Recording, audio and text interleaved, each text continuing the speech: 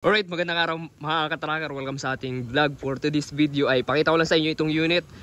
Kung yung nakaraan ay may pinakita ko sa inyong as is condition na unit na cargo, 4-wheelers, Isuzu Elf. Ito naman, recondition na.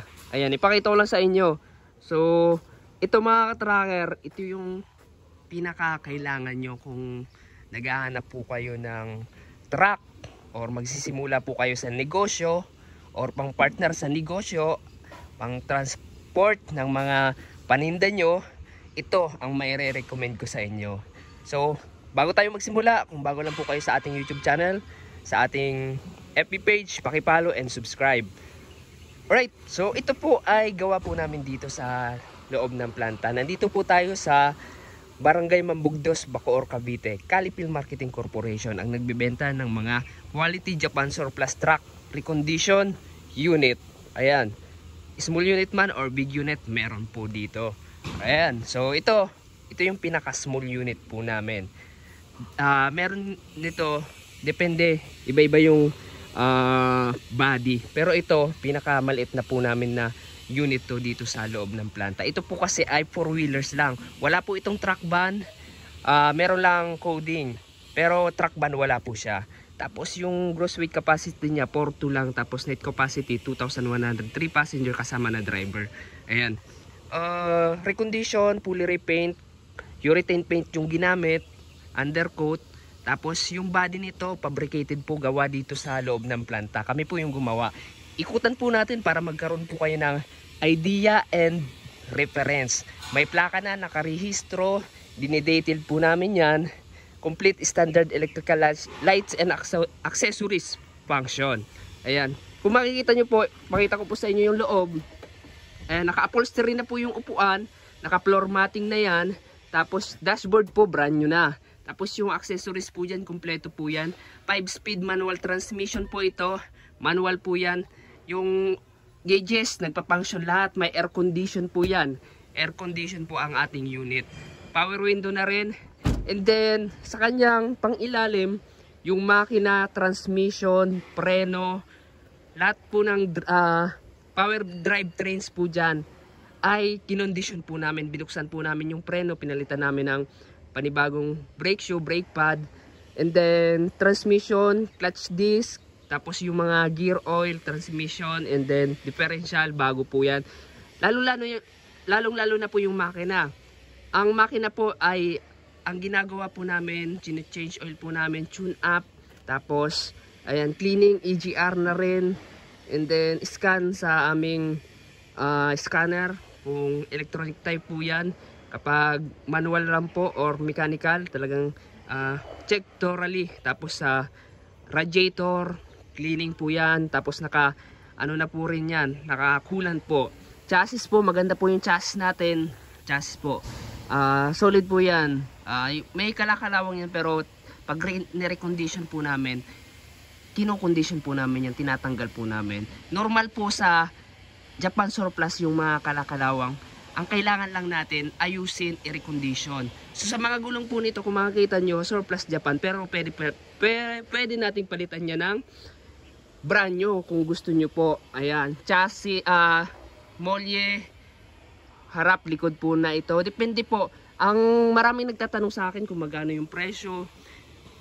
Kung ganitong unit, kung yung presyo ng 10 feet, ganyan. So hindi po ako makapagbigay ng presyo sa inyo dahil iba-iba po yung presyo. Iba yung specs ng truck, specification. Nakadepende po yung presyo sa specification ng truck. So iba-iba po yung makina, yung pang-ilalim, yung transmission. So kaya kung gusto nyo pong mag-inquire o malaman, mag-message po kayo sa akin directly. Ayan, re-reply naman po tayo kapag nakita natin. So ito, naka-relocate yung air cleaner para iwas baha. Lalong-lalo na pag December, laging umuulan.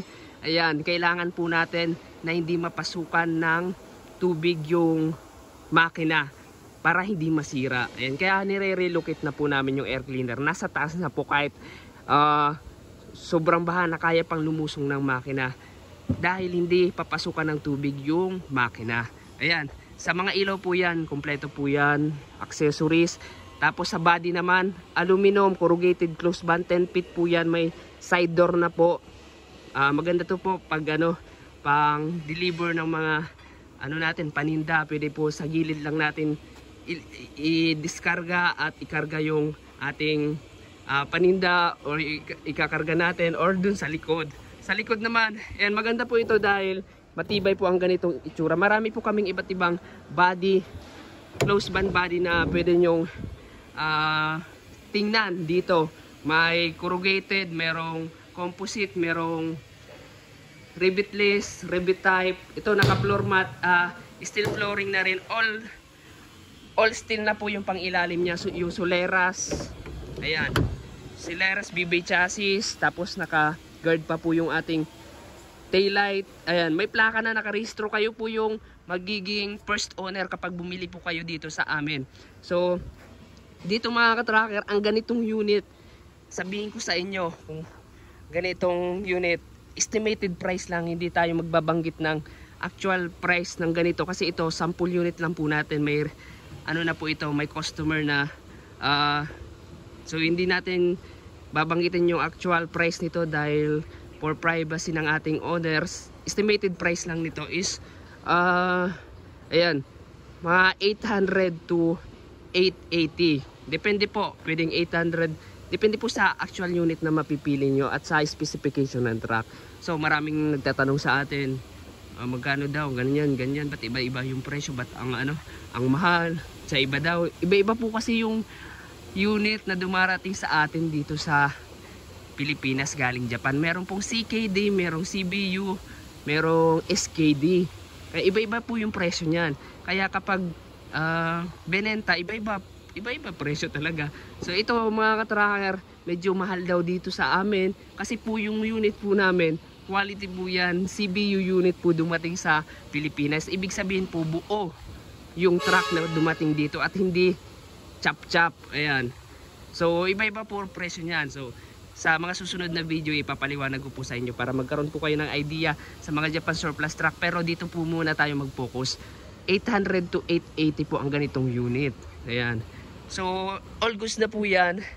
Wala na kayong iintindihin. Ibabiyahin nyo na lang kapag nilabas dito sa planta. Tapos ayan, kompleto na yung rehistro. Ayan, kapag nilabas yung unit, meron ng rehistro kapag nag-down kayo ng 50%. So pag gusto nyo magpalit, mailipat agad yung ating ownership sa papel. So kapag naman na-release na yung unit at abutin lang ng 1 week to 2 weeks lang po yung pag-transfer ng ownership.